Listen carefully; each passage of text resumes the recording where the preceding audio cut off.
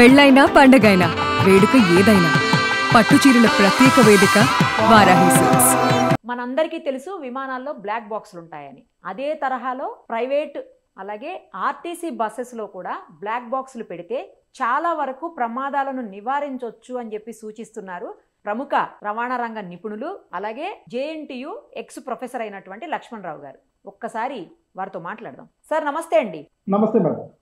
Sir, black బాక్సుల వల్ల చాలా ప్రమాదాలు నివారించబడతాయి, ఫ్లైట్స్లో మనం చూస్తుంటాము. సేమ్ టైము అసలు ప్రమాదానికి నిజమైనటువంటి కారణం ఏంటి, అసలు దానికి ముందు ఏం జరిగింది, ఎవరి మీద చర్యలు తీసుకోవాలి, ఇలాంటివన్నీ కూడా మనకు తెలుస్తుంటాయి బ్లాక్ బాక్స్ వల్ల.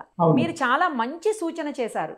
బస్సెస్లో కూడా ఇలా పెట్టాలి, ప్రైవేట్ అయినా సరే ఆర్టీసీ అయినా కానీ. మీకు ఎందుకు వచ్చింది ఇలాంటి ఆలోచన? ఇలాంటి వాటితోటి ఏమేమి నివారించే అవకాశం ఉంటుంది, అలాగే ప్రమాదాలు అసలు జరగకుండా కూడా చేసే అవకాశం ఉంటుందా చెప్పండి. బేసిక్ గా ఇది ఒక ఫేస్ రికగ్నిషన్, ఒక emotion recognition, driver alert system ని కనుక్కొని ఒక కంప్యూటర్ విజన్ టెక్నాలజీ ద్వారా మనము ఈ యొక్క బ్లాక్ బాక్స్ డెవలప్ చేస్తామండి. దీంట్లో ఒక కెమెరా, ఒక జిపిఎస్, కొన్ని sensors concern with the pressure కానీ లేకపోతే హీట్ కానీ లేదంటే ఫైర్ ప్రోగ్రెషన్ మీద కానీ విజువలైజ్ చేసి ఒక సెన్సార్ సిస్టమ్ పెడతామండి. ఇది డ్రైవర్ సీట్ కి అద్దానికి మధ్యలో పెడతాము. ఆ యొక్క ఇన్ఫర్మేషన్ కంటిన్యూస్ గా లోపల ప్యాసింజర్స్ కి వస్తుంది, సేమ్ టైం సిస్టమ్ ఓనర్కి వెళ్తుంది, తర్వాత గవర్నమెంట్ కి వెళ్తుంది. అంటే జిపిఎస్ ద్వారా ఎంత స్పీడ్ వెళ్తున్నాడు, ఎక్కడ స్పీడ్ తగ్గించాలా, ఎక్కువ స్పీడ్ వెళ్ళాలా, ఎక్కడ స్టాప్ చేశాడు, ఆ ఇన్ఫర్మేషన్ వస్తుంది. డ్రైవర్ యొక్క ఫేస్ రికగ్నిషన్ ద్వారా కన్సర్న్ డ్రైవర్ అతనేనా కాదనే తెలుస్తుంది.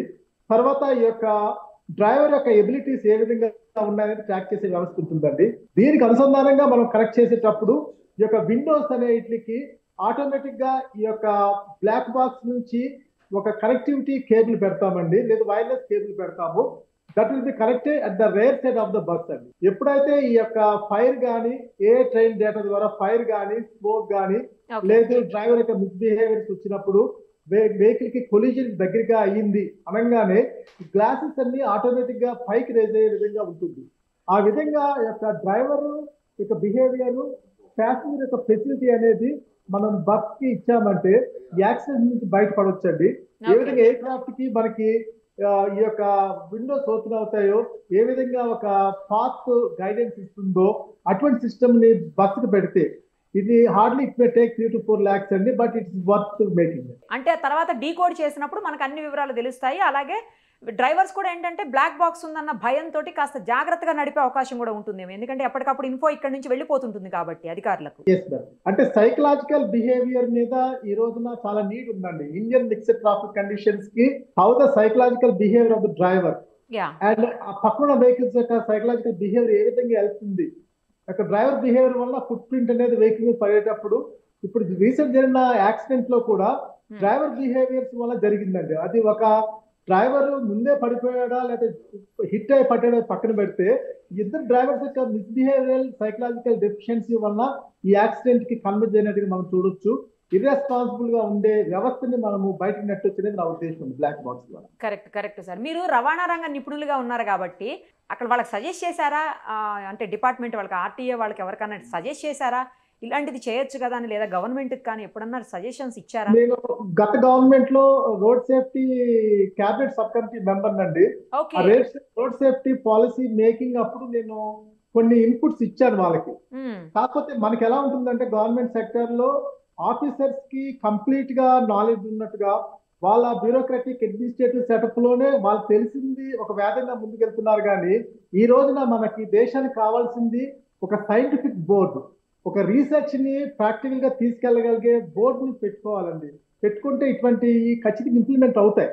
లేకపోతే మన వాయిస్ ఎంతవరకు అంటే సిచ్యువేషన్ జరిగినప్పుడు దాని యొక్క రీజన్స్ వరకు ఉపయోగపడుతుంది, కానీ ఇంప్లిమెంటేషన్కి వచ్చేటప్పటికి వాళ్ళు అంతగా ముందుకు తీసుకెళ్ళడం లేదు.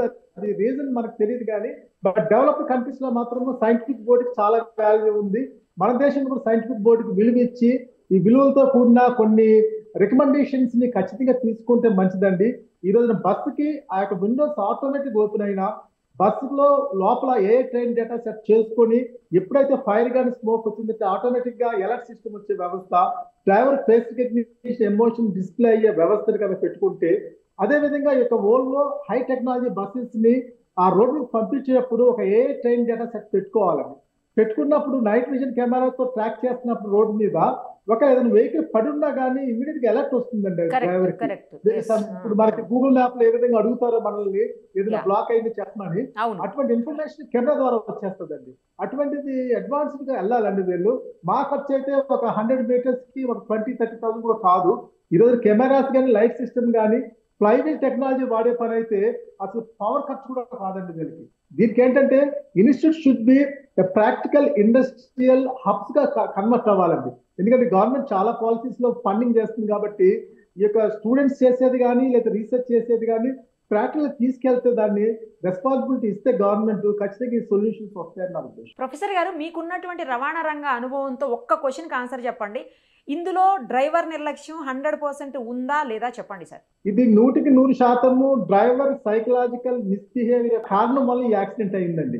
ఇది అంటే రెస్పాన్సిబిలిటీ తీసుకోండి నైజము.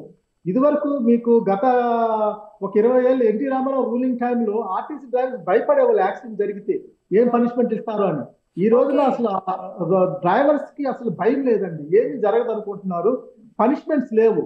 ఈ రోజున ప్లానర్స్ కానీ ఇంజనీర్స్ కానీ బ్యూరోక్రాట్స్ కానీ పోలీస్ కానీ లేదా ఆర్టీఏ వాళ్ళు కానీ లేదంటే any person who is reason for occurrence of accident should be punished అండి.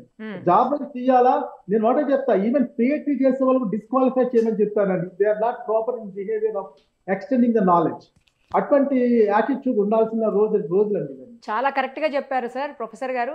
మీరు చెప్పినట్లు బ్లాక్ బాక్సులను కనుక అరేంజ్ చేస్తే పెద్దగా కాస్ట్ కూడా కాదంటున్నారు కాబట్టి వాటి దిశగా ప్రభుత్వము అలాగే అధికారులు ఆలోచిస్తే బాగుంటుందేమో. Yes madam, that is correct question madam. ఇది రోడ్ సేఫ్టీ పాలసీని మాత్రము రెస్పాన్సిబుల్ రిలీజింగ్ ఫ్యాక్ట్స్ ముందుకు తీసుకెళ్లాలండి. అంటే దానివల్ల ఉపయోగపడాలా, అంటే గవర్నమెంట్ యొక్క స్టిక్ నెక్ అడ్మినిస్ట్రేషన్ కాదు కానీ ఇంత లైఫ్స్ పోతున్నాయి. అంటే 200 కోట్లు 300 కోట్లు నష్టపోయారు, ఎన్నో ఫ్యామిలీస్ నష్టపోయాయి. కాబట్టి ఖచ్చితంగా గవర్నమెంట్ ఈ సొల్యూషన్స్ తీసుకొని ముందుకెళ్లాలని నా ఉద్దేశం అండి.